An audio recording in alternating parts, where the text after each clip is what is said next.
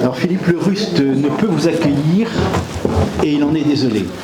Et il est actuellement à Avignon aux obsèques de la sœur de Catherine, donc il vous prie de l'excuser. Alors depuis maintenant d'assez nombreuses années, l'Église au plus haut niveau demande aux fidèles une lecture rapprochée et travaillée du Premier et du Nouveau Testament. Et dans cette démarche, elle demande de s'ouvrir aux apports des exégèses juives du Premier Testament. Récemment encore, le pape François a demandé aux communautés catholiques de pouvoir bénéficier des immenses richesses de la tradition juive. Pour les chrétiens, cette démarche est une condition du dialogue entre juifs et chrétiens et la possibilité d'un approfondissement de la foi. Mais pour les communautés juives aussi, un tel rapprochement montre que l'Église reconnaît le lien intrinsèque, comme le disait le pape Jean-Paul II, le lien intrinsèque qui existe entre la foi chrétienne et le judaïsme. On peut rappeler en ce sens qu'à l'occasion de la célébration du cinquantenaire de Nostra Aetate, le 23 novembre 2015, le grand rabbin de France, Haïm Corsia, a remis au cardinal 23 une déclaration signée par des rabbins de plusieurs courants du judaïsme pour le jubilé de fraternité entre juifs et chrétiens, ouvrant des perspectives de travail, de réflexion éthique et biblique pour les 50 prochaines années. Cette déclaration a été suivie par d'autres au niveau national comme international. Et cette insistance pour la connaissance des racines juives du Nouveau Testament n'est pas le propre de l'Église catholique, elle est partagée par les églises protestantes. La proposition de lecture biblique que nous vous faisons s'inscrit dans cette démarche. Au cours de 3 rencontres indissociables les unes des autres, le rabbin de Bordeaux, Moshe Taïeb, nous livrera sa lecture de l'Évangile selon saint Matthieu à la lumière de la tradition rabbinique. Ainsi seront complétées, éclairées, voire modifiées nos lectures habituelles de cet Évangile. 3 dates pour suivre en continu, que je rappelle, le 26 janvier, c'est aujourd'hui, le 23 février et le 16 mars. Je vis personnellement comme un beau fruit de ces 60 dernières années de rapprochement entre juifs et chrétiens, cette interprétation que vous allez nous offrir sur les racines juives de l'évangile de saint Matthieu. Qui aurait pu penser à l'époque que autant de rabbins accepteraient de réfléchir sur ces textes du Nouveau Testament pour nous inviter à la culture de Jésus et des premiers apôtres. Monsieur le rabbin, merci. Il y a un peu plus de 25 ans, et c'est là que je me rends compte que mes cheveux ont blanchi, nous avions créé à Neuilly, à l'initiative des communautés chrétiennes, catholiques, protestantes et adventistes, une association interreligieuse qui s'appelait Bible à Neuilly, qui avait pour but de faire connaître la Bible à tous nos concitoyens, puisque j'étais en charge de communauté à Neuilly-sur-Seine à l'époque, et il est vrai que c'était nos amis, nos frères et sœurs chrétiens, d'abord protestants, puis tout de suite rejoints par les chrétiens lors de la semaine œcuménique et d'un dîner des 2 conseils presbytéraux et de doyennés, qui avait donné naissance à l'association Bible à Neuilly et qui avait pour but de faire connaître la Bible à tous nos concitoyens au travers de grands projets comme des expositions bibliques. On avait présenté plusieurs expositions de l'Alliance biblique universelle, puis on a conçu nous-mêmes des expositions, une sur Jérusalem, une sur le temps dans la Bible, et au fur et à mesure, on a appris, d'une part, à travailler ensemble, à partager nos lectures de la Bible, et je vous livre une petite indiscrétion. La première exposition qu'on avait présentée à l'époque était l'exposition de l'Alliance biblique universelle, d'obédience protestante, vous le savez. Et voilà que le soir de l'inauguration, alors qu'à l'époque, le maire de Neuilly, qui allait avoir un destin national que vous connaissez, M. Sarkozy, donc inaugure dans le grand théâtre de la ville, 600 mètres carrés d'exposition, tout un parterre d'invités, et je vois qu'un certain nombre de mes coreligionnaires juifs commencent un petit peu à grogner dans les coins, mais comment vous avez pu tolérer que telle ou telle chose, ou telle photo, ou tel propos, ou tel verset de la Bible, soit illustré de telle ou telle façon. Alors, effectivement, j'étais plus jeune, j'avais beaucoup moins lu la Bible, aussi bien l'Ancien que le Nouveau Testament, et on s'est retrouvé quelques jours plus tard chez une des responsables de l'association de mémoire bénie, c'était Françoise de Turckheim, avec tous les membres de l'association pour relire l'exposition et pour modifier un certain nombre de versets, un certain nombre de traductions, un certain nombre d'interprétations. À cette soirée, il y avait entre autres le doyen de Neuilly, qui était le père Benoît, qui me dit, à un moment où je lui expliquais tel ou tel verset, je ne pensais pas que les Juifs étaient aussi fondamentalistes dans la lecture des versets de la Bible. Certes, oui, père. Et effectivement, on a échangé un certain nombre de versets. On a fait même modifier cette exposition, puisqu'elle après été présentée dans beaucoup d'autres endroits. Le travail s'est poursuivi pendant de très nombreuses années. Et quelques temps plus tard, ça doit remonter, je pense, maintenant un peu moins de 20 ans, le père Tonnier, qui était en charge pour le diocèse de Nanterre des relations avec le judaïsme, me contacte pour justement essayer dans cette démarche que vous rappeliez il y a un instant, que les chrétiens doivent connaître les racines juives et partager cette lecture, cette connaissance juive de la tradition, et bien me demande, je cherche à faire quelque chose d'un petit peu original sur notre évêché.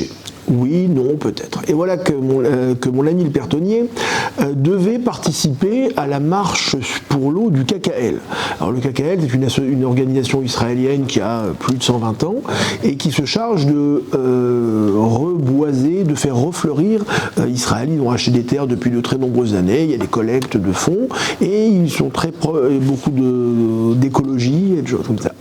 Et donc chaque année, il faisait, ça s'est arrêté avant le Covid, une marche pour l'eau à laquelle participaient de nombreuses personnes. Et le père Tonnier, qui était très féru de culture juive, qui avait été plusieurs reprises en Terre Sainte, avait voulu faire ce voyage. Comme il n'était pas tout jeune, on lui demandait de faire un test d'effort, et suite à ce test d'effort, on lui décèle quelques soucis cardiaques, et il doit se faire ponter également. Donc, je le retrouve quelques semaines plus tard, dans sa maison de convalescence en grande banlieue parisienne, et il m'a dit, j'ai trouvé ce que vous pourriez nous faire, je voudrais que vous nous fassiez une lecture juive de l'Évangile. Ah, rien que ça, rien que ça. Et c'est comme ça qu'est né ce projet et cette première lecture que j'ai faite donc à l'évêché de Nanterre, au diocèse de Nanterre, aux catéchistes, aux catéchistes, aux responsables, parce qu'il y a plusieurs prêtres qui ont assisté également, pendant 6 semaines. Et le père Tonnier m'avait donné le calendrier de lecture, le calendrier liturgique. Donc les 6 séances étaient calées sur les lectures, et c'était une année, je crois, où on lisait l'évangile de Matthieu dans le cadre du calendrier liturgique catholique. Et c'est ainsi que je me suis penché, que j'ai commencé à lire dans le détail le livre de Matthieu. Mais comme je ne connaissais pas très bien, j'en ai tout de suite parlé à mes amis de la commission biblique de Bible à Neuilly, parce qu'à Bible à Neuilly, comme on montait les expositions, les projets tous les 2-3 ans, on faisait des lectures bibliques régulièrement, on avait une commission qui était très sympa, qui travaillait tous les vendredis matins ou un vendredi sur 2. Et il y avait une table, on était tout autour de la table, juifs, catholiques, protestants, adventistes, avec les Bibles de toutes les traductions, et on montait nos projets. Alors du coup, quand on s'est réunis, je lui ai dit, écoutez, voilà, j'ai accepté de faire une lecture du livre de Matthieu. Et voilà que deux de mes amis, qui ne sont plus de ce monde, qui étaient donc Françoise de Turckheim et Yvonne Leclerc, alors Françoise était protestante, qui connaissait très bien la Bible, à vous en faire rougir de honte, tellement elle connaissait bien aussi bien le premier que l'Ancien Testament, le premier que le Second Testament, et Yvonne Leclerc, qui elle était catholique et qui connaissait également très bien la Bible. Et toutes les deux en chœur me disent, c'est le plus juif des 4 évangiles. Déjà, ça commence bien. Et quand même, il y en avait un autre au bout de la table, mais aussi le plus anti-juif. Me rajoute-t-il, un des copains qui était là, me dit, mais aussi le plus anti-juif.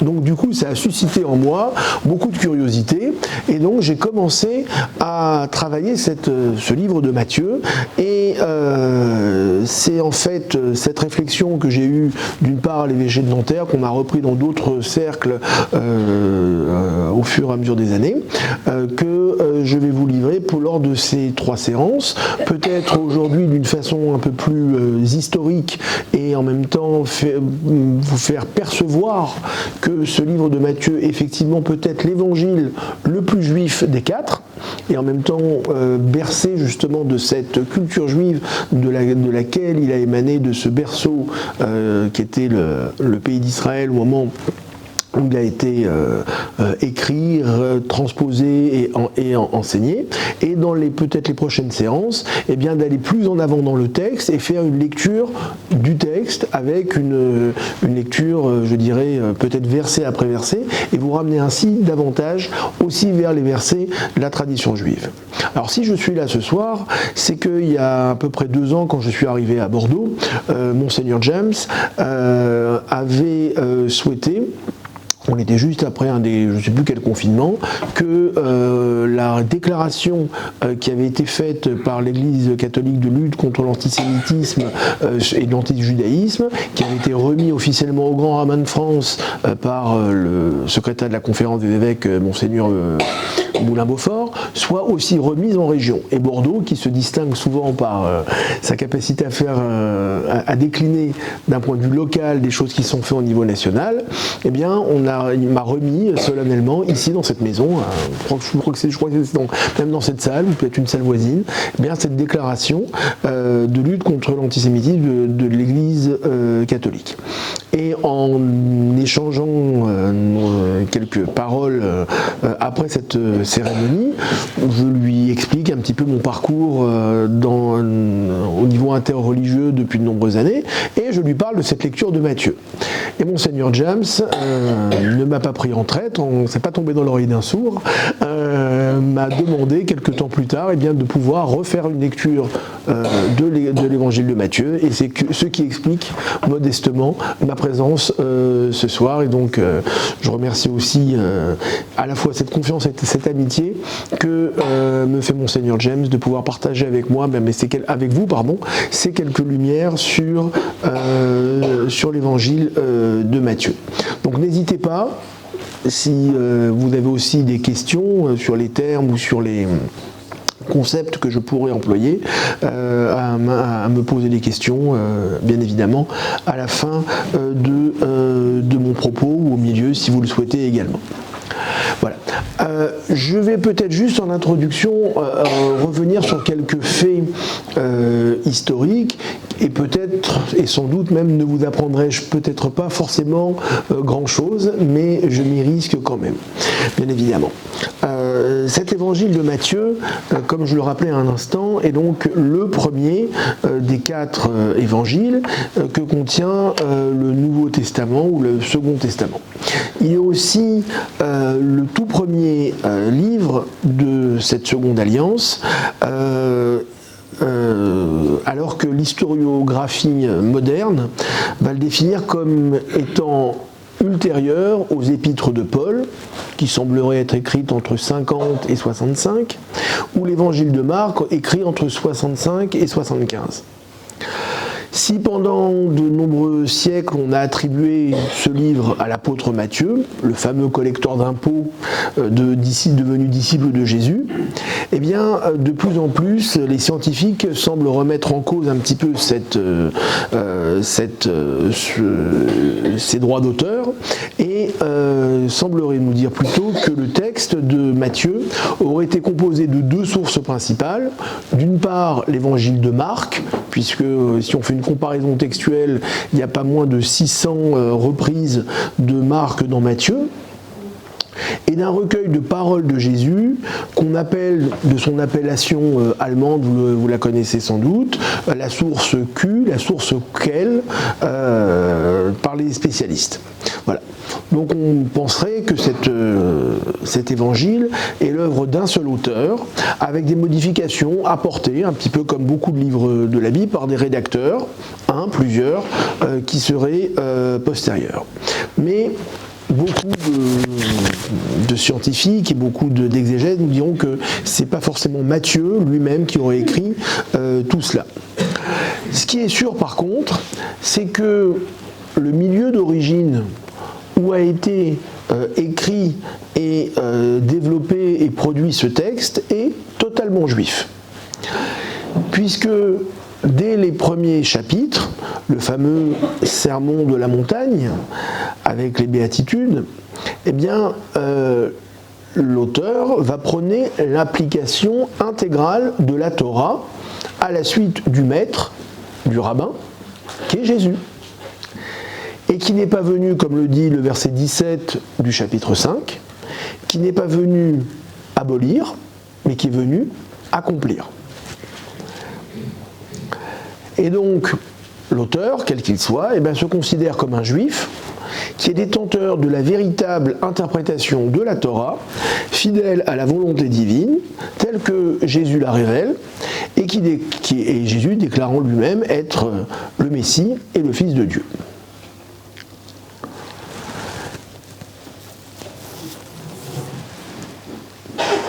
Du coup, on peut vraisemblablement dater ce texte sans doute de la fin du 1er siècle de l'ère chrétienne, voire du 2e siècle tout au plus, selon la fameuse source dont je vous parlais. Ce qui est aussi, et retenez-le et je vais en parler, le temps où va se développer l'enseignement de ce qu'on appelle en hébreu la Mishnah, c'est-à-dire la loi orale.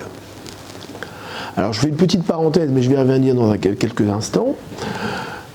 Et c'est aussi de là d'où vient aussi une des grandes querelles internes au judaïsme, celle qui sépare les pharisiens des sadducéens ou voire des esséniens. Les pharisiens, ce sont ceux qui considèrent, comme la tradition rabbinique que je porte et que portent un certain nombre de représentants du judaïsme traditionnel, qu'on appelle aussi le judaïsme orthodoxe, que Moïse, sur le mont Sinaï, a reçu la Torah, la loi écrite, telle que vous la trouvez dans nos synagogues, dans les rouleaux conservés dans nos synagogues, telle que vous la retrouvez écrite dans les éditions de la Bible, imprimée, mais qu'en même temps que Moïse reçoit cette Torah écrite, il reste 40 jours sur le Sinaï pour recevoir la loi orale. Cette loi orale va se transmettre, selon l'interprétation juive, de maître à élève, de génération en génération, depuis Moïse au mont Sinaï. Et ceci de maître à élève, donc Moïse va transmettre à Josué, son disciple qui va lui succéder, Josué aux anciens, les anciens aux prophètes, les prophètes aux sages de la grande assemblée, qui vont délivrer un certain nombre d'enseignements. C'est donc plusieurs générations. Un très beau texte midrashique, et qui est repris dans le Talmud, va nous dire la chose suivante. Entre Moïse et Josué, donc le maître et le disciple, et on sait, il suffit de lire les commentaires comme ceux de Abravanel par exemple, ou de Meham Loez, qui sont des commentateurs traditionnels du judaïsme du Moyen-Âge, qu'entre Moïse et Josué, le maître et son disciple le plus fidèle, celui qui n'a jamais quitté la tente auprès de Moïse, qu'il s'est perdu 3000 lois entre les deux. 3000 lois entre les deux. Donc, la difficulté de l'oralité et de la transmission. un des textes là-bas nous dira que Josué avait fait preuve un petit peu pas de vantardise, de prétention. T'es un peu prétentieux en disant moi je suis le plus fidèle et le meilleur des élèves, donc je saurai, j'oublierai rien. Et entre le moment où Moïse est mort et la fin du deuil, on est venu poser la question, et ça comment on fait? Ah, j'ai oublié. Et donc on dit on a perdu 3000 lois. Pourquoi je vous rappelle ça? Parce que de génération en génération, il y a eu forcément une déperdition de cette transmission orale, de maître à élève, de bouche à oreille. Au point qu'au moment, et c'est pour ça qu'il est important de le rappeler tout de suite, au point qu'au moment où le premier temple est détruit en moins 586 par les Babyloniens, se pose la question de la transmission de cette loi orale. À un tel point que lorsque les exilés vont revenir de Babylone, quelques années plus tard sous la conduite de Esdras et Néhémie, on est passé dans le judaïsme de la synagogue, va se poser la question toujours de cette transmission. Et au moment où le deuxième temple va être détruit, donc 500 ans plus tard, 68, vous m'entendez? Oui. 68 ou 70 selon les interprétations de notre ère, les maîtres de l'époque se disent maintenant comment on va transmettre vu cet exil et vu cette dispersion. Et un rabbin qui s'appelle Rabbi Yehuda Hanassi, en français Judas le prince. Alors quand on dit le prince, c'est-à-dire le chef de la génération, c'était l'exilarque, va se dire stop. Et il est parti voir tous les maîtres de sa génération, tous ses condisciples. Qu'est-ce que toi t'as appris de ton maître? Qu'est-ce que toi t'as appris de ton maître? Qu'est-ce que toi t'as appris de ton maître? Et il va compiler tout ça dans un ouvrage qui va être la Mishnah, donc littéralement l'enseignement, la loi orale. Cette Mishnah est compilée donc, chaque fois qu'on est d'accord, c'est l'enseignement des sages. Mais parfois, lui ou un tel autre de ses condisciples n'a pas reçu le même enseignement. Et le texte de la Mishnah expliquera selon un ordonnancement extrêmement précis et rigoureux, les lois concernant la prière, les lois concernant l'agriculture, les lois concernant le Shabbat ou les jours de fête, les lois concernant le mariage ou le divorce, les lois concernant les problèmes de lois sociales et les dommages par exemple, extrêmement osé. On l'a appris comme ceci, mais un tel, Rabbi Meir, Rabbi Yehuda, Rabban Gamliel, pensait différemment, ou Hillel, l'école de Hillel avait tel enseignement quand l'école de Shammai avait tel enseignement. Tous ces noms-là, que je vous cite, sont des noms des maîtres qu'on va retrouver tout au long de la Mishnah, qui elle est compilée de façon définitive au IIe siècle. Ce qui veut dire que, et c'est mon interprétation que j'en fais, qu'au moment où Matthieu commence à retransmettre les enseignements de Jésus, il parle à des juifs qui connaissent la tradition, qui vivent comme des juifs à Jérusalem, à Nazareth, dans tout le pays d'Israël, enfin de ce qu'il en reste, mais que ce livre aussi une bataille en quelque sorte idéologique de savoir effectivement comment interpréter ces textes, parce qu'on a ces différentes traditions. Et quelque part, et là aussi c'est mon interprétation, vous en faites ce que vous voulez, Jésus pourrait être un de ces maîtres de la Mishnah, de la loi orale, qui vient lui-même donner son interprétation sur les textes, et dont Matthieu vient nous dire tout de suite en préambule, même si c'est le chapitre 5, « Je ne suis pas venu pour abolir, mais pour accomplir ». Qu'on pourrait traduire différemment, je suis venu pour accomplir, c'est-à-dire je suis venu pour interpréter et donner aussi mon enseignement et ma perception de la Mishnah et de cet enseignement oral. Donc, alors, Rabbi Yehuda Hanassi, tout le monde n'a pas été d'accord avec lui, il a dit, mais non, mais par écrit. Attends, c'est interdit de mettre par écrit. Oui, mais on est dans un danger. Si on ne met pas par écrit, tout va se perdre. Donc, il met cet enseignement par écrit. Mais comme il va écrire de façon extrêmement synthétique, extrêmement limite lapidaire, ça va donner 3 siècles plus tard ce qu'on va appeler le Talmud, la Gemara. Et qu'est-ce que c'est la Gemara? C'est la discussion sur la discussion des sages.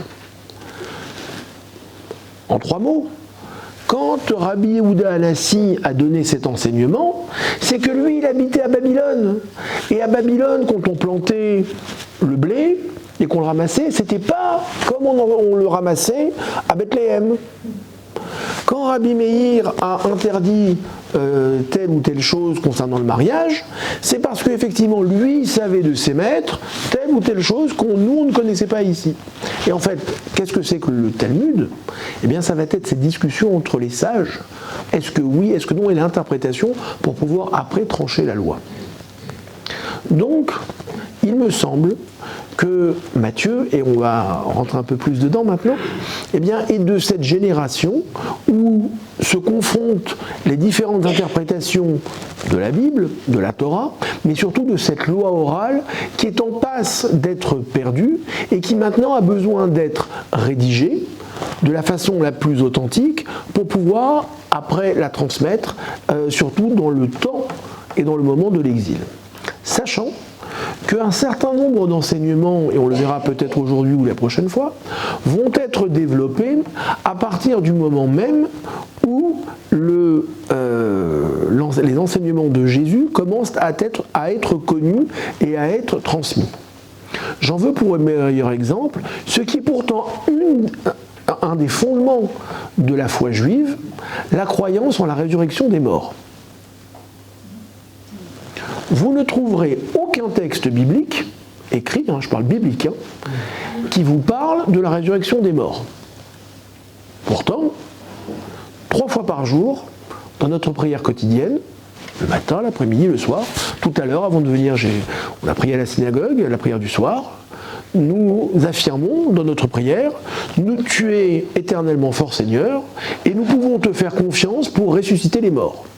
Au point que Maïmonide, penseur éminent du judaïsme du Moyen-Âge, du Xe siècle, dira c'est un des fondements de la foi.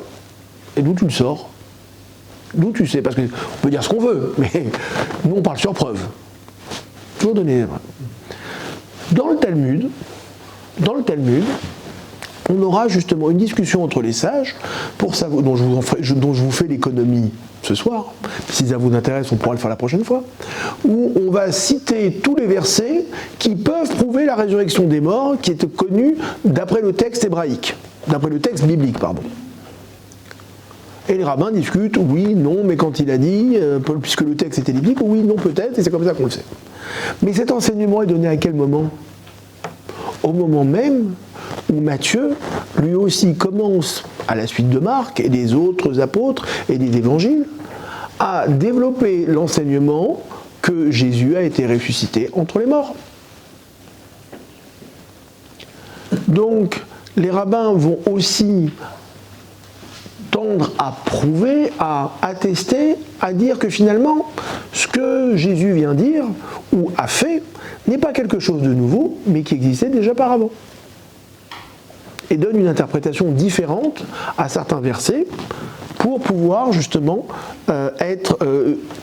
faire face à cet enseignement qui pourrait maintenant aussi être discordant avec la tradition juive. Il est important de rappeler ce contexte, il me semble, historique. Dans le chapitre 13 justement de Matthieu, au verset 52, il y a ce fameux verset qui dira que tout scribe, tout maître qui s'est fait disciple du royaume des cieux est semblable à un maître de maison qui tire de sa réserve du neuf et du vieux. Je pense que vous connaissez ce verset 52 du chapitre 13. Et en fait, c'est de ce fameux verset qu'on trouve le nom de Matthieu, à la fois venant du grec mathétès et en même temps de l'hébreu matatiaou, le neuf et le vieux, mais en même temps, il va sortir du neuf et du vieux, c'est-à-dire qu'il va reprendre l'enseignement des sages pour en donner une nouvelle interprétation. Et c'est pour ça qu'on peut véritablement penser que Matthieu veut s'adresser avant tout aux Juifs, aux rabbins de la synagogue, pour leur démontrer que, avec les Écritures, que Jésus est à la fois le Fils de Dieu, Il est également celui qu'on appelle Emmanuel, Dieu est avec nous, ce sauveteur, le fils de David, l'héritier donc de tous les rois d'Israël, et le Messie que les Juifs aussi attendaient depuis longtemps. Et on le voit d'ailleurs dès les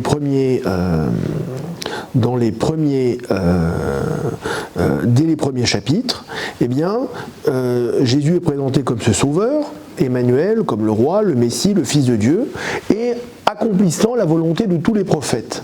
Et on voit d'ailleurs que Matthieu, lui aussi, connaissait très bien cet Ancien Testament, cette première alliance, et il va faire du neuf en organisant ces traditions pour les éclairer de façon différente.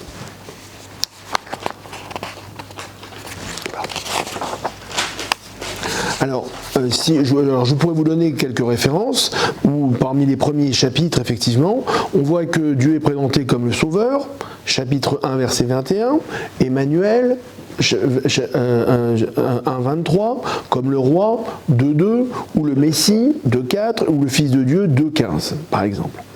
Et donc, selon les endroits, eh bien, on va même revoir, pas moins que dans 10 occurrences, que Jésus est un nouveau Salomon, un descendant de David, et puisqu'il s'exprime avec la sagesse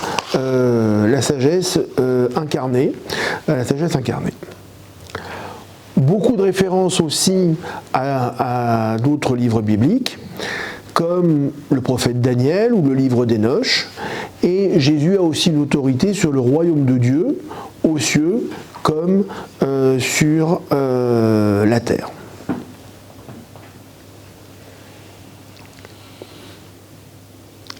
Alors cet évangile donc, se présente beaucoup moins comme une simple biographie de Jésus, mais que plutôt comme une thèse construite et documentée, je dirais, qui s'adresse aux Juifs aussi qui sont bercés de culture grecque, ceux qui sont croyants comme ceux qui sont moins croyants, et surtout pour les conforter dans leur foi nouvelle ou changeante, et pour les nouveaux croyants ou les incrédules, eh bien pour pouvoir aussi les réfuter leur thèse ou les conforter dans ce qu'ils pensent également.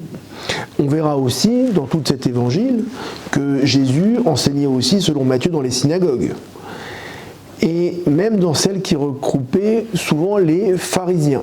Alors le terme pharisien qu'on connaît vient de l'hébreu pérouchim, c'est-à-dire ceux qui interprètent la loi orale et qui sont fidèles à cette loi orale dont je vous parlais il y a quelques instants.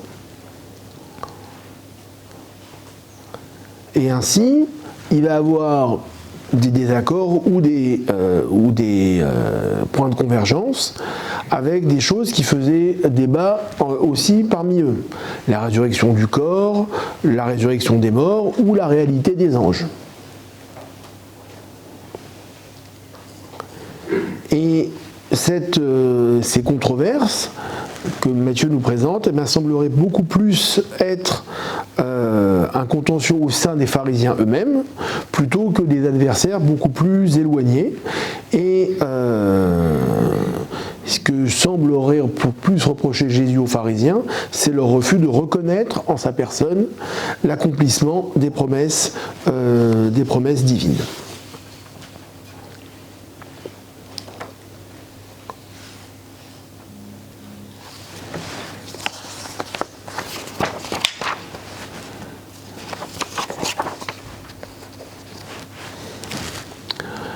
Rappelons-nous aussi que Matthieu va aussi s'adresser va aussi rappeler que Dieu n'a été envoyé que pour s'adresser aux brebis perdues de la maison d'Israël.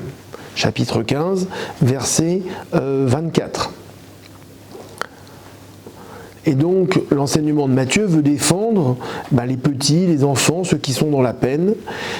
Et en même temps, cet enseignement semble aussi beaucoup contraster avec la sévérité de ceux qui usent de leur pouvoir, c'est-à-dire les prophètes, les rabbins, les pharisiens qui œuvrent de façon générale. Et Jésus réprouve leur autoritarisme en répétant « ils disent, mais ils ne font pas » 23, 3.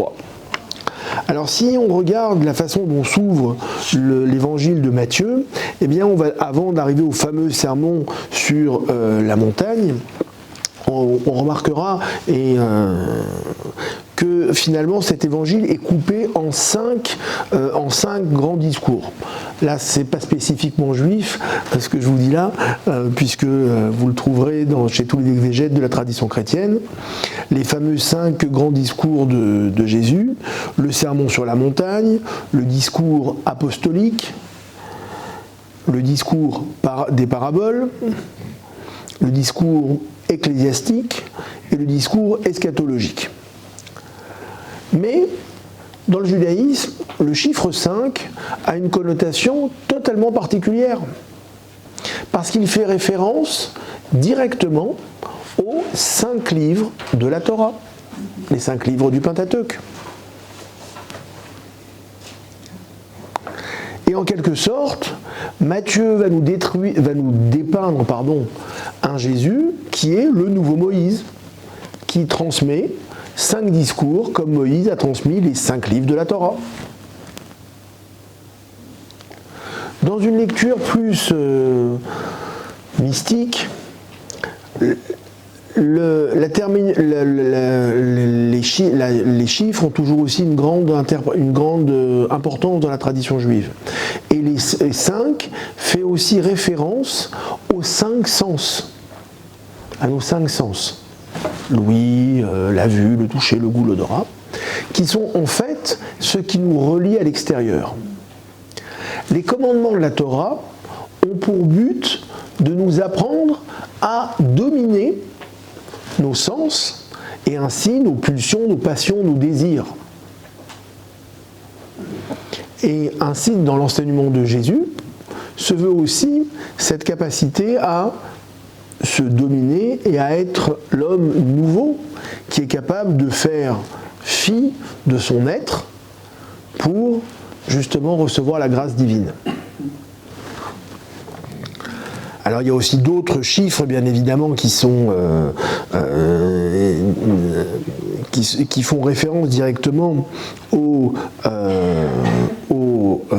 à la tradition juive, comme la formule qui n'est répétée pas moins de 10 fois, afin que s'accomplisse la parole dite par le prophète. Mais 10, ça fait toujours référence aux 10 paroles, aux 10 commandements. Tout ce qui marche en 10 fait référence aux 10 paroles, aux 10 commandements, donc Moïse sur le Sinaï, l'acceptation de la loi et sa transmission.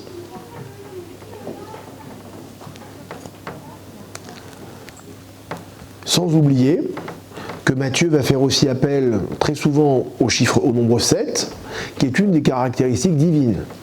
Les 7 jours de la création, enfin les 6 jours plus le Shabbat, 7e jour de la création, mais c'est aussi les 7 béatitudes, les 7 paraboles, les 7 malédictions, et les 7 emplois de la justice qui sont échelonnés mentionnés dans l'Évangile.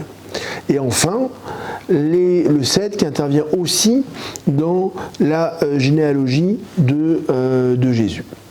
Donc là aussi, il y a les 7 jours, les 7 semaines qui séparent la sortie d'Égypte du don de la Torah, mais également les 7 cieux.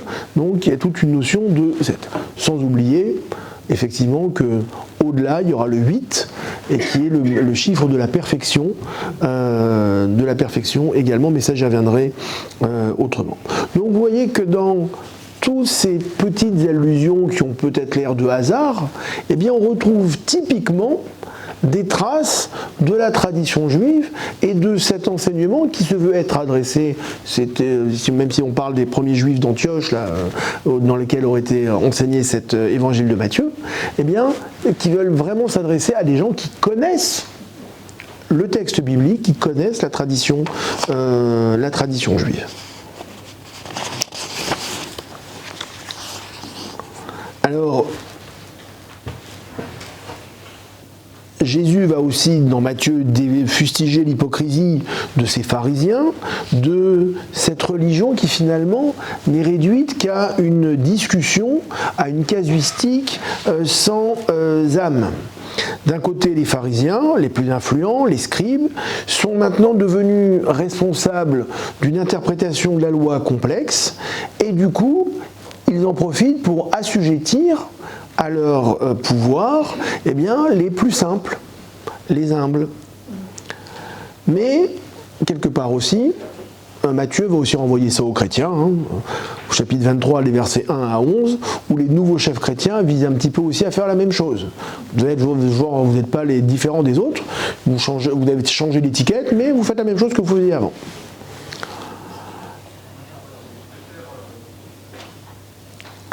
C'est le Fils qui dit non, mais qui finalement va faire la volonté du Père.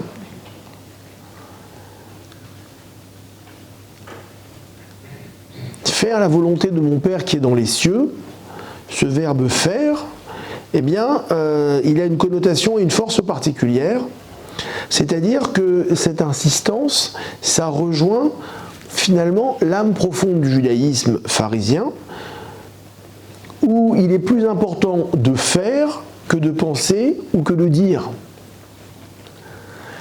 Rappelez-vous, lorsque les enfants d'Israël sont au pied du Sinaï, et que Moïse va leur donner la loi, juste avant que Dieu ne leur donne la loi, les 10 commandements, les enfants d'Israël proclament d'une seule voix, nous ferons et nous comprendrons. Le fameux Naaseh Venishma. Nous ferons et nous comprendrons. Et là, quelque part, qu'est-ce que vient dire Jésus dans les propos de Matthieu ? Je viens faire, chapitre 7, verset 21, la volonté de mon Père qui est dans les cieux, Naaseh. Vous voyez encore cette référence à la Torah, au livre de l'Exode. Et donc c'est mieux d'agir correctement.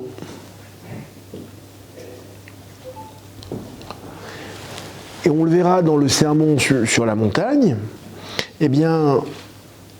Matthieu prône la recherche d'une intention profonde des commandements, une pratique empreinte de miséricorde à ceux que les lois pourraient écraser.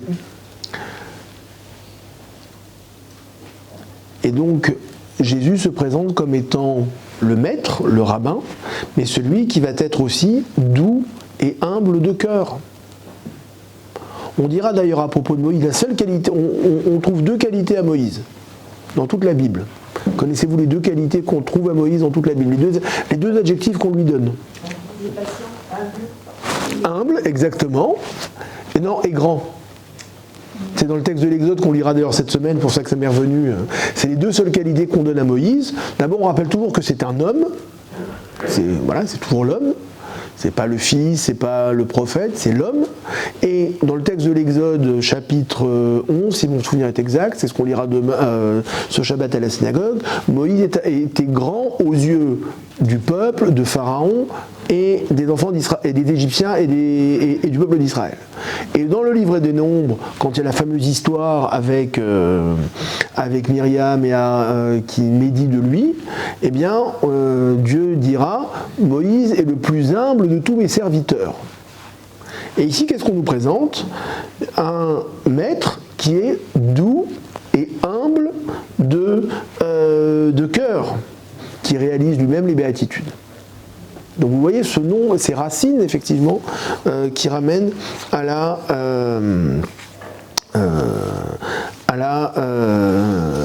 l'enseignement de la Torah et donc de l'Ancien Testament. Voyons aussi dans les premiers chapitres que la généalogie de Jésus telle qu'elle est présentée. Alors là aussi vous connaissez, vous avez cette généalogie qui d'ailleurs, ça c'était mes petits camarades qui me l'avaient rappelé, est différente de celle de Luc. Il y a 2 façons de présenter une généalogie, soit de façon ascendante, soit de façon descendante. Dans l'Ancien Testament, on présente toujours la généalogie de façon descendante. Un tel a engendré un tel, qui a engendré un tel, qui a engendré un tel. Le meilleur exemple pour prouver une généalogie, c'est le livre de Ruth. Alors le livre de Ruth, vous connaissez l'histoire de Ruth la Moabite, qui se retrouve à être la grand-mère du roi David. Si vous allez vous lire les derniers versets du livre de Ruth, après tout ce qui lui arrive, son retour du pays de Moab, son mariage avec Bose endormi, hein, vous pouvez dire aussi Victor Hugo, avec Bose, et le plan que semble mener sa belle-mère, Naomi, à la fin on a quelques versets qui nous donnent la généalogie de tous ces gens-là, depuis Yehuda, depuis Péretz, on monte 6 générations au-dessus. Et on nous dit que Jessé a engendré David, on finit là-dessus. Le Talmud, qui se pose la question, nous dira pourquoi on a mis tout ça, pour donner un certificat de cacheroute, de validité, au roi David. Pour que personne ne vienne dire que David n'était pas apte, n'était pas cachère, alors quand on dit cachère ça veut dire permis, hein, autorisé, apte à être roi, et donc que la présence de Ruth, la Moabite, dans sa généalogie était soumise à discussion. Quand on regarde la généalogie qui est donnée ici dans Matthieu, on reprend ce type de généalogie comme dans le livre de Ruth, où on reprend depuis Adam, et on descend de génération en génération. Ce qui dans Luc est le contraire. C'est une généalogie inversée. Et donc, ici, Matthieu va nous dire que cette généalogie, elle est strictement juive, et que si Luc va nous dire que Jésus est fils de Adam, donc fils de l'humanité, Matthieu lui va nous dire qu'il est fils d'Abraham, donc fils d'Israël, et une généalogie véritablement juive. C'est bien le descendant légitime de David, de Salomon et de tous les rois de Juda, à qui la royauté a été promise et qui ne quittera jamais leur descendance. Et c'est d'ailleurs en 27-37, hein, dans Matthieu, que Jésus est appelé roi des Juifs. Et il sera crucifié en tant que tel.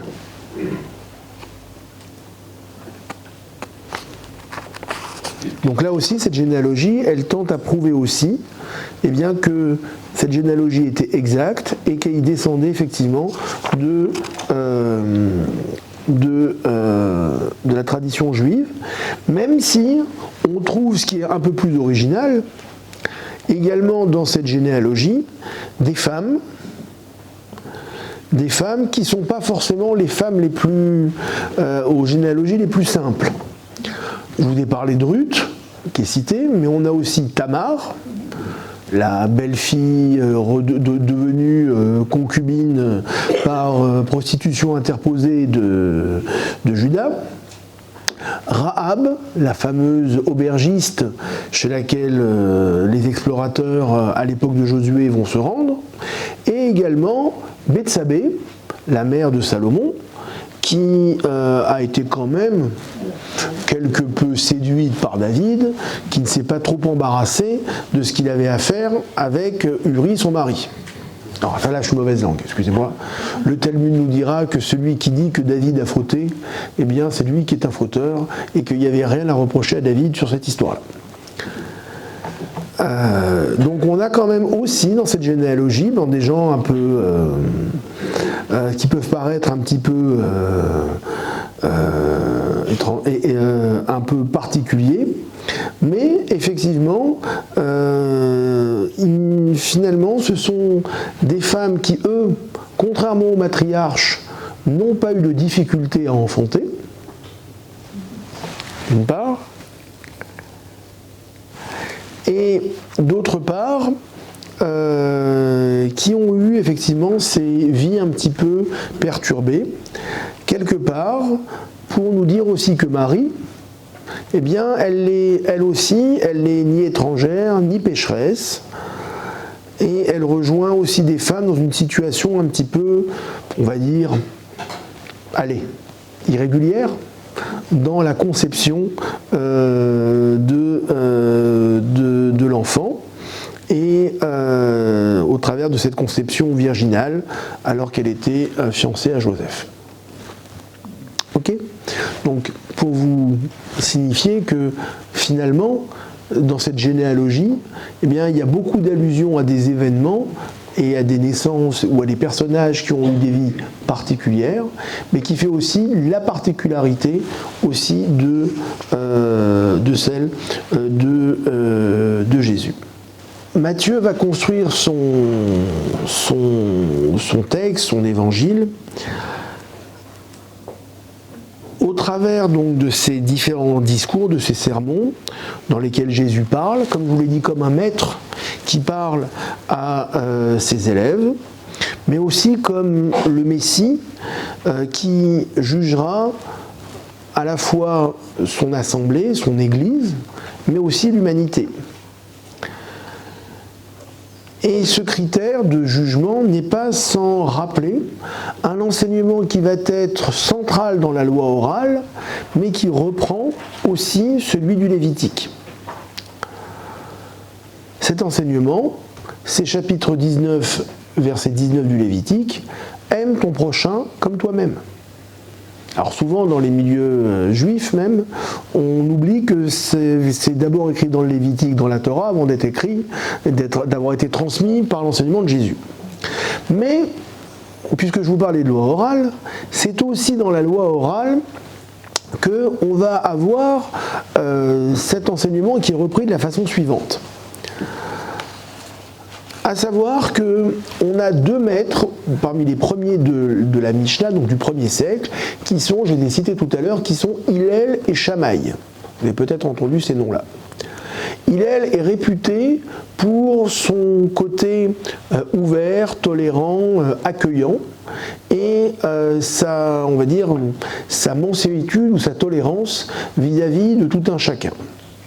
Shammai, qui était son condisciple, lui est réputé pour son caractère beaucoup plus rigoureux, beaucoup plus difficile, et refusant toute compromission. Le Talmud, dans ces discussions dont je parlais entre les maîtres pour savoir comment on interprétait la loi, est en fait à l'image de ces enseignements des évangiles. C'est-à-dire qu'il y a à la fois des textes de loi, des discussions juridiques, comment interpréter la loi, mais également en plein milieu, il y a ce qu'on appelle de la Haggadah, de la légende, c'est-à-dire qu'on va nous parler de la façon dont vivaient les rabbins, dont vivaient les maîtres, dont vivaient les gens à cette époque, et qui vont servir à illustrer le propos de la loi. Donc il y a à la fois la halacha, la loi, et il y a la Haggadah, le récit, la légende. Voilà.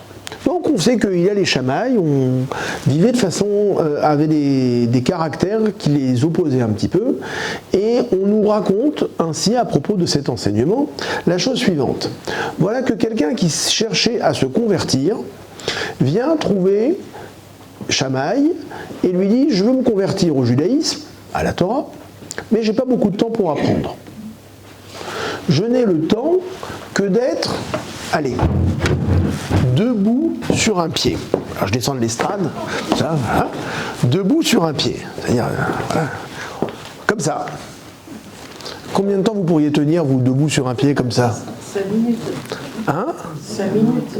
Oui, peut-être plus, peut-être moins, et encore si vous êtes très sportif ou pas. Shammai, entendant ça, hein, moi j'ai pas de temps à perdre avec un imbécile, hein, tu n'as pas le temps d'apprendre, moi j'ai pas le temps pour t'enseigner non plus. Donc, il le renvoie, il le raboue sans autre forme de procès. Tu veux apprendre ? Il faut venir, il faut te mettre à table, on va sortir le livre, on va apprendre, mot à mot, phrase par phrase, on explique. Il va chez Hillel, qui est réputé donc pour son côté plus patient, et lui dit voilà, je veux me convertir, mais j'ai pas beaucoup de temps pour apprendre, que le temps d'être debout sur un pied. Et l'autre qui lui répond, chiche. Vas-y, ok, mets-toi debout sur un pied. Mets-toi sur un pied. Il lui dit aime ton prochain comme toi-même, va, tout le reste n'est que commentaire. Aime ton prochain comme toi-même, va, tout le reste n'est que commentaire. Que on va traduire aussi, parce qu'on est en araméen, donc en langue vernaculaire, ce que tu ne voudrais pas qu'on te fasse, ne le fais pas à autrui. Sous-entendu, on n'est déjà plus dans le verset tel qu'il est écrit dans le texte, mais dans son interprétation. C'est-à-dire que aimer son prochain, c'est ne pas lui faire ce qu'on ne voudrait pas qu'on nous fasse. Les maîtres là-bas et les commentateurs, et ça continue à faire couler de l'encre cette histoire-là, vous diront que finalement, qu'est-ce que ça veut dire être debout sur un pied? Si on rapporte ça au contexte historique, quand on est sur ses deux pieds, on est stable, on sait sur quoi on parle. Être debout sur un pied, c'est-à-dire être entre une interprétation et l'autre, c'est-à-dire on balance. Je risque de tomber soit vers la droite, soit vers la gauche. Souvenez-vous d'ailleurs, Élie au Mont Carmel, vous vous rappelez? Quand il y a l'histoire avec Achab, il n'y a pas d'eau, un truc. Qu'est-ce qu'il leur dit aux enfants d'Israël, le prophète Élie, dans le livre des rois là-bas? On ne connaît pas beaucoup cette histoire. Jusqu'à quand vous allez boiter des deux pieds? Jusqu'à quand vous allez boiter des deux pieds? C'est-à-dire, ou vous suivez l'Éternel, ou vous suivez Baal. Donc être debout sur un pied, c'est-à-dire, je ne sais pas vers où... Est-ce que je vais plus vers cette interprétation des pharisiens, ou plutôt vers celle de Jésus? Et finalement, qu'est-ce qu'il vient lui dire? Ce qui va être l'enseignement central repris aussi par Jésus. Aime ton prochain comme toi-même. Je vous dis, combien de gens, même dans les communautés juives, pensent que ça, c'est pas juif, c'est chrétien. Alors lire les Lévitiques. Donc, va, tout le reste n'est que commentaire. Donc je commence par ça. Mais finalement, vous vous rendez compte de cette proximité entre ces deux choses. Et on va voir aussi que Jésus va amener au travers de son enseignement, tel qu'il est rapporté par Matthieu, eh bien, la miséricorde et l'humanité dans l'enseignement. Alors il y a nos sages nous décrivent d'ailleurs dans le Talmud que qu'est-ce qui a valu aussi la destruction du temple et qu'est-ce qui a... c'est d'une part la haine gratuite, mais aussi le manque d'humanité dans l'application de la loi.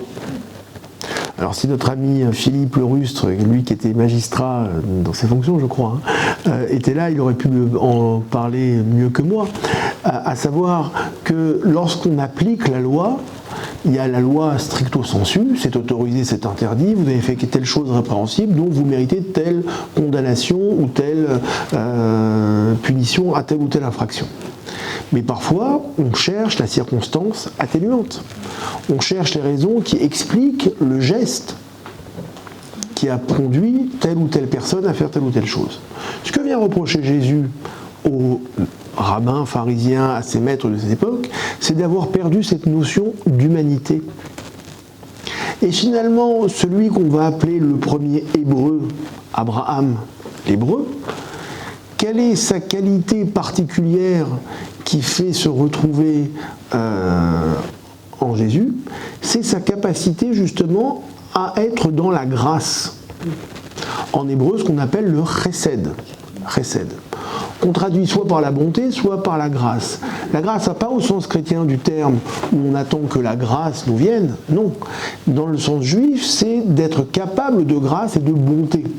C'est-à-dire la main tendue, c'est-à-dire le sourire que l'on donne, c'est la parole que l'on tend, c'est cette compréhension que l'on a des autres. On voit d'ailleurs qu'il y a une grande différence entre Abraham et Isaac. Abraham, il est dans la miséricorde, tandis que Isaac est dans la rigueur. C'est normal. Isaac, c'est celui qui a été au sacrifice. On présente toujours Isaac comme celui qui, son père lui a dit viens au sacrifice, il le prend par la main, il a 8 ans, il l'amène. Bon, pas du tout. Il avait 37 ans à ce moment-là. Il savait très bien ce qu'il faisait. Et quand son père lui dit, quand il dit à son père, c'est quoi le sacrifice? Il lui dit Dieu décidera. Ils sont partis tous les deux ensemble. Genèse chapitre 22.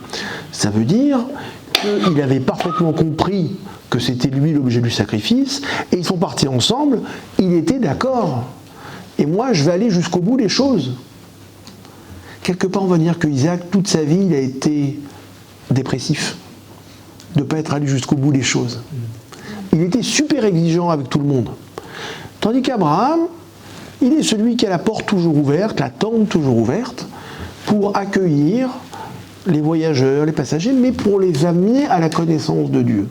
Finalement, Jésus se place comme étant le disciple d'Abraham, directement. Il veut revenir à cette notion essentielle de ce chesed, de cette bonté que les pharisiens semblent avoir oublié. Il va exiger pour eux donc de la miséricorde.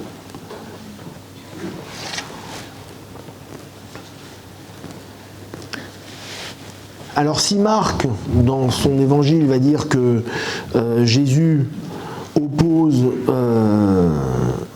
que Jésus déclare purs tous les aliments, chez Matthieu, pas du tout. Chez Matthieu, les pratiques rituelles, les commandements vont de pair avec les exigences éthiques. Faire ceci sans négliger cela. 23, 24.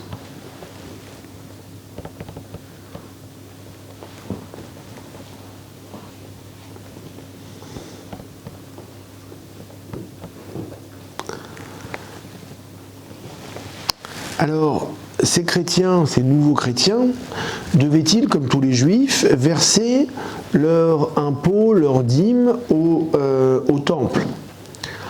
Alors, c'est le fameux récit qui se trouve au chapitre 17, où le fameux miracle du poisson que Jésus va offrir, qui offre à Jésus et à Pierre le montant de la redevance qu'ils doivent payer. Et Jésus va dire, normalement, les chrétiens sont exemptés en raison de leur nouvelle relation avec leur Père.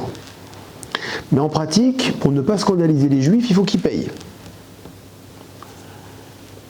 Alors le temple est quasiment déjà en ruine, est déjà ruiné quand le texte de Matthieu est enseigné, mais les Romains avaient maintenu l'impôt et pour le temple de Jupiter. Et en fait, quelque part, eh bien, on ne vient pas se désolidariser des vaincus et de la tradition. Il faut donner l'exemple des valeurs juives. Donc on paye l'impôt et on paye son tribut à ceux qui ont besoin. Parce que le juif, il va chercher à être juste aux yeux de Dieu, mais pas que dans la loi. Et la justice divine va s'exprimer par trois qualités qui sont l'aumône, la prière et le jeûne, qu'on va retrouver dans le Sermon sur la montagne. Mais ces trois qualités-là, c'est aussi ce qui est exigé par les rabbins pour obtenir la miséricorde divine. Le jour de Rosh Hashanah, du Nouvel An juif, nous rappelons dans notre prière que si Dieu juge notre monde et écrit son décret, eh bien, la justice, c'est-à-dire l'aumône, la charité, la prière et le jeûne vont modifier, vont changer le décret divin.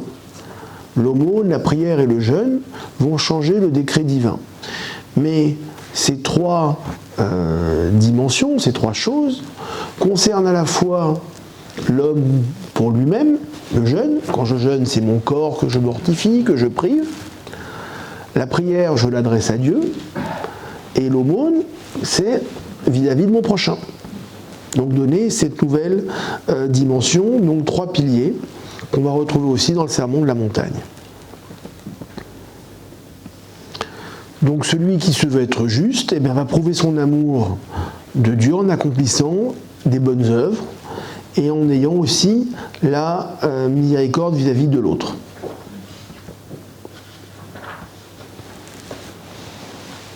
Ce qu'on ne retrouve pas forcément dans les autres évangiles.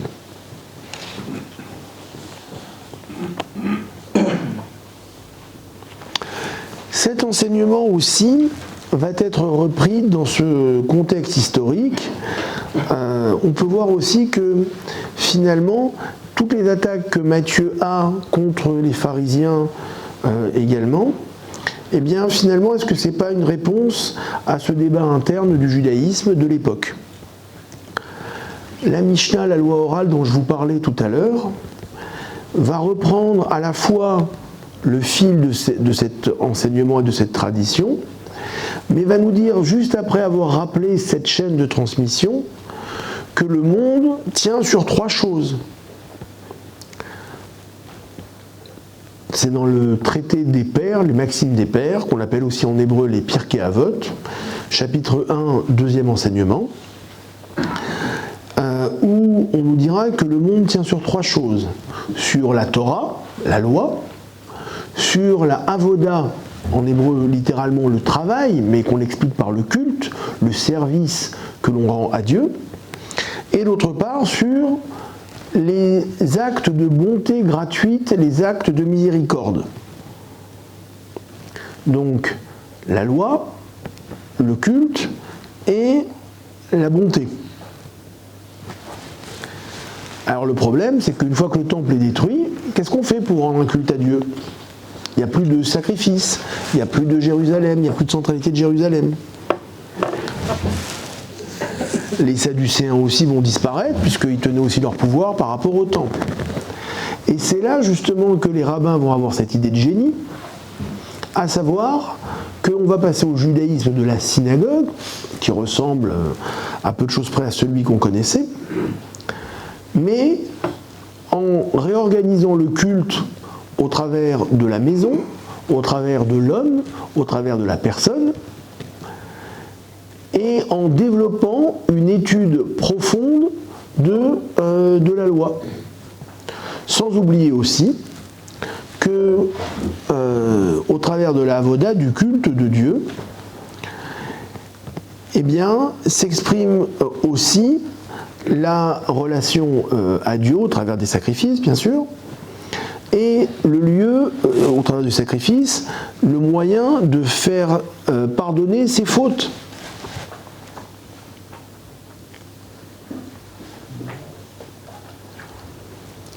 Et du coup, un des maîtres de la Mishnah, contemporain de l'époque de Jésus, Yochanan ben Zakkai, va dire, maintenant qu'on n'a plus le temple, comment on va faire pour pardonner nos fautes ? Eh bien, on le fera par la bonté qu'on aura pour les autres. Finalement, l'enseignement de Jésus, n'est-ce pas ça ? Et Yochanan ben Zakkai, reprenant le fameux verset de Osée, chapitre 6, verset 6, c'est la miséricorde que je veux et pas le sacrifice. Reprenons aussi un autre texte que vous connaissez, dans le livre d'Ésaïe, Isaïe, la façon dont on l'appelle, chapitre 58, qu'est-ce que le vrai jeûne ? Qu'ai-je à faire de vos holocaustes et de vos néoménies et de vos offrandes si vous ne respectez pas la veuve et l'orphelin et si vous trompez dans les poids ? Dans les poids et dans les mesures. Voilà, respectez votre prochain, donnez à manger à celui qui a faim. Donc ce qu'on appelle le vrai jeûne, Isaïe 58. Texte d'ailleurs que nous lisons dans nos communautés le jour de Kippour. S'entend dit pour dire aux fidèles, c'est pas tout que de jeûner, si à côté de ça vous ne changez pas de ce que vous êtes. Ils n'aiment pas quand on leur rappelle ça en général. Relisez bien ce texte. Voilà.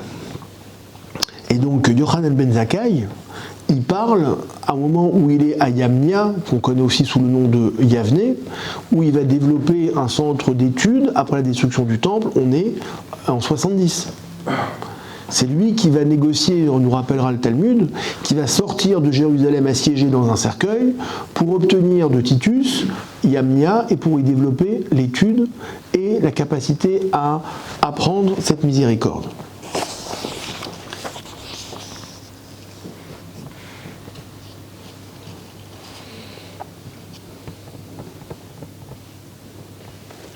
Ce qui fait que, au moment où le temple est détruit, le deuxième temple est détruit, et où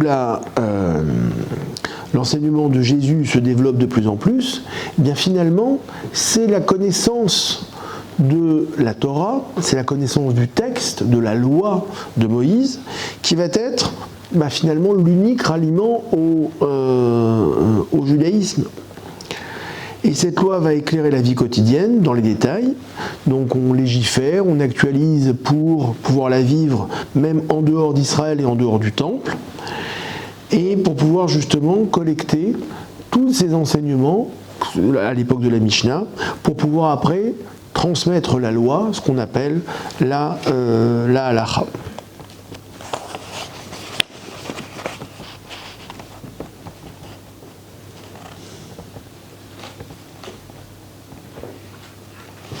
Alors quelque part, et c'est peut-être pour cela que l'on dit que Matthieu est un peu anti-juif, Matthieu semble contester l'orientation, la nouvelle orientation du judaïsme qui va s'opérer à Yavne, dont je vous parlais.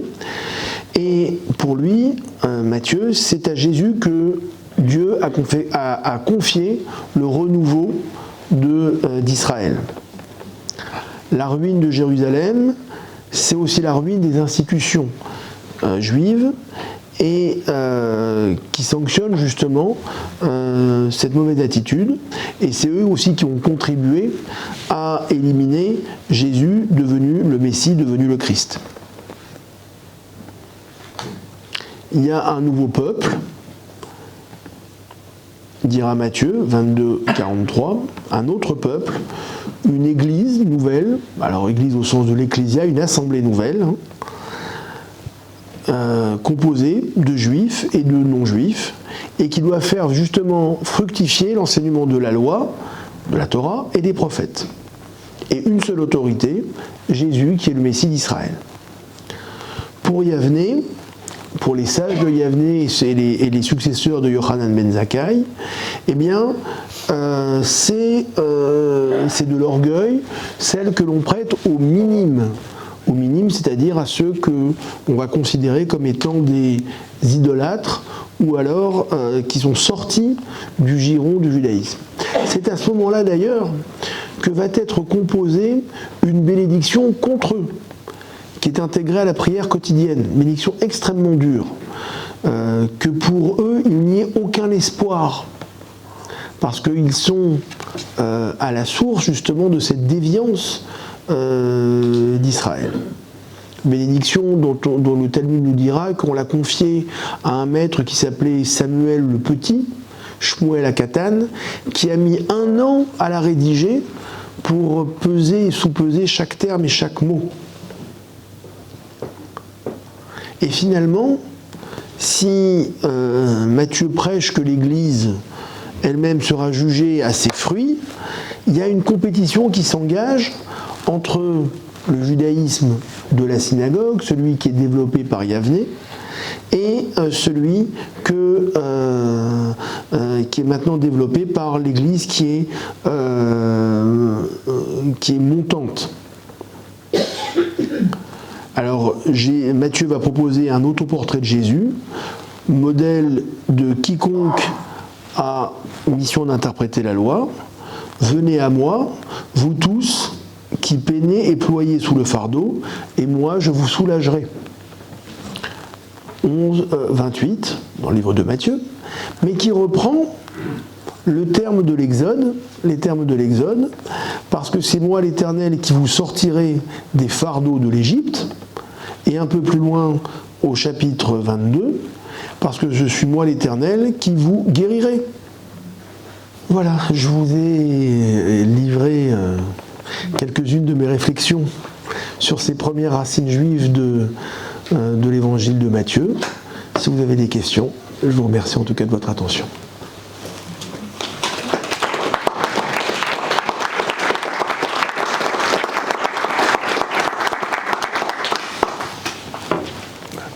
Sur le nom de certaines personnes dont vous avez parlé, oui. Les décrire convenablement, notamment le rabbi Yeshua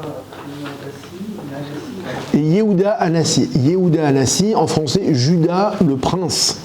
Yehuda, c'est l'hébreu, Yehuda. Hanassi, le prince. C'est lui qui va être c'est l'exilarque, et c'est lui qui va être le rédacteur de la Mishnah, donc de la loi orale.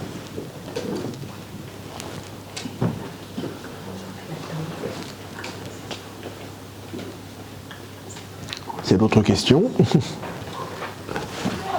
Oui, une question par rapport à l'hypothèse d'un original hébreu de l'évangile de Matthieu, justement. Entre autres, Claude Prémentant, dans les années 70, avait travaillé cette hypothèse et il avait même bousculé la datation parce qu'il avait remarqué que aussi bien que dans Jean que dans les synoptiques, on ne parlait pas réellement de la destruction du temple. Donc il pensait que les évangiles auraient pu être écrits avant 70. Alors je crois que cette interprétation qui date effectivement des années 70 a été beaucoup remise en cause et que finalement cette proposition a été plus ou moins abandonnée, voire balayée, a été plus ou moins balayée. Alors il y a la question qui se pose dans le Talmud à propos justement de ces écrits, ce qu'on appelle les guillonymes, qui est le nom de ces évangiles inspirés du grec. C'est-à-dire que ces textes qui auraient été écrits sous inspiration ou pas, s'ils étaient en train de brûler le Shabbat, est-ce qu'on aurait le droit de les sauver ou pas ? Je vous renvoie à un article de Dan Yaffé qui a été écrit il y a quelques années, où effectivement il y a toute cette discussion talmudique sur la validité de ces textes et qui renvoie effectivement à la possibilité que l'évangile de Matthieu aurait peut-être pu être écrit en hébreu, mais là aussi, au terme de ses recherches, il semblerait dire que non. Donc, oui. Non. Donc, vous dites que finalement, ce qui est le cas, disons, que le christianisme est d'abord une secte juive. Disons, on pourrait le résumer comme ça, oui. Disons, et donc la séparation, disons, la séparation avec le judaïsme se fait à quel moment ? Et quels sont les éléments qui finalement ont fait qu'il y a eu une séparation et un basculement. Je dirais qu'il y a d'une part Paul, Saül de Tarse, de son vrai nom, et d'autre part la bascule s'est faite historiquement à partir du moment où Constantin va adopter le christianisme avec le succès qu'on lui connaît, mais surtout au moment où Paul va abolir la circoncision. Le judaïsme n'a jamais été dans toute son histoire prosélyte, sauf à un seul moment, au moment du développement du christianisme. C'est-à-dire aujourd'hui, quelqu'un qui cherchera à se convertir au judaïsme, on va faire par tous les moyens pour ne pas le convertir. Pour la petite histoire, on a reçu il y a 15 jours à la synagogue un groupe de l'école coranique qui sont venus avec les imams Tarek Oubrou et Marc Moudoua, que certains d'entre vous connaissent ici, et qui sont venus assister à une partie de la prière. On leur a expliqué la prière. Et la question que m'a posée, est-ce qu'on peut se convertir au judaïsme ? Oui, on peut. Mais on préfère un bon musulman, un bon catholique, un bon chrétien, plutôt qu'un mauvais juif. Donc si vous êtes bien dans votre tête et dans vos baskets, restez comme vous êtes. Mais la nécessité aussi, quand on se convertit au judaïsme, c'est la circoncision, qui est l'acte d'alliance par excellence. À partir du moment, maintenant on a des anesthésies, on a des moyens un peu plus tranquilles, mais à partir du moment où on a dit aux gens ne vous convertissez plus, ne vous circoncisez plus, la bascule s'est faite à ce moment-là. Et c'est Paul le premier qui va dire que c'est la circoncision, reprenant d'ailleurs le terme du Deutéronome. Ce que Dieu vous demande, c'est la circoncision du cœur. Et il dit, je circoncierai vos cœurs, Deutéronome 33, si mon souvenir est exact, là-bas, je circoncierai vos cœurs, et non pas les prépuces. Donc c'est là que c'est fait véritablement, il me semble. Et c'est la seule époque, et on est entre ce 1er et le 2e siècle, où il y a eu un judaïsme prosélyte, c'est parce qu'il y avait une concurrence entre ces deux écoles, celle de Jésus et celle du judaïsme, on va dire, traditionnel, où il y a cette concurrence qui se fait. À un moment, la filiale a dépassé la maison mère. Voilà. Pour le dire, je crois que j'avais vu un... Voilà, je vous en prie. Il me semble avoir entendu tout à l'heure que vous avez parlé de 7 béatitudes. Moi, j'ai toujours eu l'habitude d'en lire 8, voire 9. Oui. Alors, effectivement, on peut les lire différemment, selon la façon dont on les découpe, tout simplement. Alors, les rabbins sont très forts pour ça, je vais vous dire.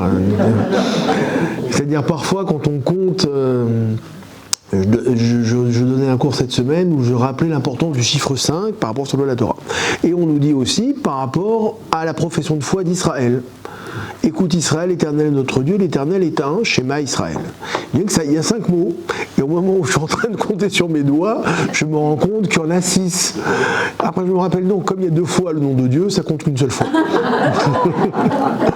Donc les rabbins sont parfois un peu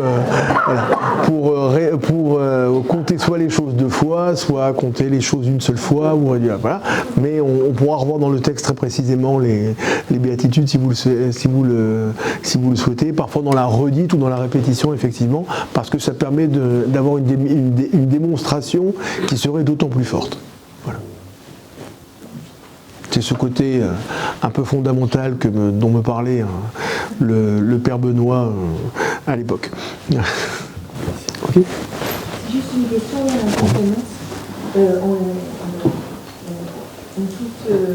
Oui, je vous en prie. Alors vous savez, dans la tradition juive, et c'est ce que dira aussi le Pirkei Avot, qui est un enseignement de la Mishnah, on apprend que si on pose des questions, et finalement le Talmud pose beaucoup de questions, sans forcément donner beaucoup de réponses. Donc on apprend que si on pose des questions, voilà. il faut aussi un peu d'insolence, c'est-à-dire oser poser les questions. Donc, moi j'avais toujours retenu que Moïse était un homme le plus patient des hommes, donc du coup j'ai cherché. Et je me demande, par rapport à ce que j'ai trouvé, que je vais vous lire, si en fait, comme j'apprends pas les bons, je sais pas, si du coup c'est un problème de traduction, ou alors d'autres traductions dans les deux. Dans Nombre 12, verset 3, oui. Or Moïse était un homme fort patient, tout entièrement sur la face de la terre. C'est faux. C'est quelle traduction que vous avez là-bas? Là, c'est Louis II. C'est second. Voilà. Moi j'ai la tobe, donc. Mais alors, ça me rappelle, voilà, effectivement, voilà, cet échange qui se passait au moment dans notre fameuse commission biblique où on avait qui la BJ, qui la tobe, la second, et encore selon les éditions, même ou le français courant également. Moi j'avais celle du rabbinat. Comme je l'avais dit d'ailleurs au grand rabbin de France il y a quelques temps, c'est dommage que les rabbins ne se soient pas remis à refaire une nouvelle traduction de la Bible, puisque la traduction du rabbinat date quand même du début du XXe siècle. Elle commence sur certains aspects à dater un peu. Le terme en hébreu qui est employé là-bas, c'est anav. Anav, dans la traduction la plus simple, c'est humble ou modeste. Voilà. Ce qu'on appelle la anava, c'est la modestie. Donc, alors après, lorsqu'on est humble ou modeste, on est peut-être aussi capable de patience, c'est fort possible aussi. Maintenant, il faudrait que j'aille revoir dans le fameux texte qui parle de la patience de Hillel, si effectivement, quel est le terme qu'on emploie dans le Talmud pour parler de la patience de Hillel. Le fameux qui a vu ce prosélyte, sachant qu'il y a une autre histoire où on le présente comme étant en train de, veille de Shabbat, de se laver la tête, et qu'à 3 reprises il est interrompu par quelqu'un qui a beaucoup de questions à lui poser, donc des questions parfois un petit peu improbables, comme savoir pourquoi les Égyptiens ont les pieds plats ou les Africains la tête ronde. Et l'autre, chaque fois, il sort de son bain et de sa douche et il répond avec beaucoup de patience. Voilà, c'est pour notre prochaine séance, je revérifierai la traduction qu'on donne là-bas, la patience. En hébreu, effectivement, c'est savlanout en hébreu moderne, mais dans le Talmud, je revérifie la traduction exacte.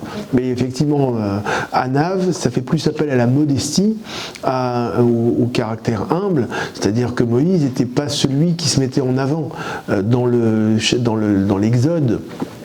Quand Dieu, après le buisson ardent, les rabbins nous expliqueront que la négociation entre Moïse et Dieu dure 7 jours.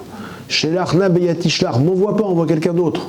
C'est-à-dire que, imaginez un DRH qui choisit quelqu'un pour une tâche et que lui dit je ne veux pas y aller.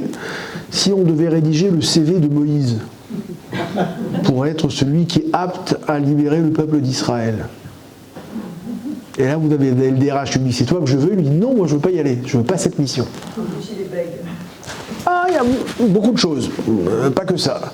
Mais effectivement, pourquoi il l'a choisi et quelles étaient ses qualités. Et effectivement, parce qu'il refuse la mission et parce qu'il n'est pas celui qui se met en avant, mais qu'il est le berger, il est la suite de Nombre 12 là-bas, où il dira Bechol Beti Ne'eman Hu. Dans toute ma maison, comment il traduit là-bas? On peut lui faire confiance. Ne'eman, ça veut dire que j'ai confiance en lui. Ne'eman, c'est la racine de la Emouna, de la foi. C'est même Dieu qui témoigne qu'il a foi en Moïse. Voilà. On voit que Moïse n'est pas toujours très très patient. Il n'est même pas patient du tout. Mais bon, ça c'est un autre. Rappelez-vous, il frappe le bâton, et chaque fois qu'il y a un problème, il n'est pas toujours patient. Ouais. Bah, on fera une séance sur Moïse si vous voulez. Voilà. Avez-vous d'autres questions? Non. À partir de quand le mariage entre juifs et chrétiens non plus c'était possible? Alors là aussi c'est une discussion talmudique. C'est une discussion talmudique parce que bien évidemment dans la Bible, et le fameux passage des Nombres vient à propos du mariage de Moïse, justement. Quand Myriam s'est mise à causer, à médire de son frère, c'était à cause de la femme qu'il avait épousée.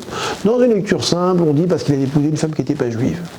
Dans une lecture beaucoup plus fine, Myriam, elle a eu pitié de sa belle-sœur en disant, quand Moïse a partagé le pouvoir avec les 70 hommes,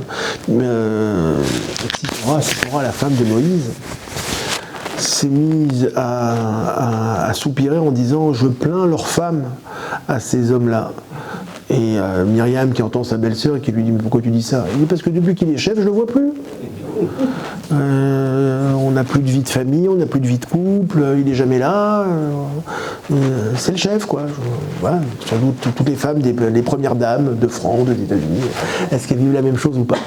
Voilà. Et donc, c'est pour ça qu'elle se plaint et elle dit c'est pas sympa ce que je fais. D'autres ont dit non, parce qu'il avait épousé une femme qui n'était pas juive.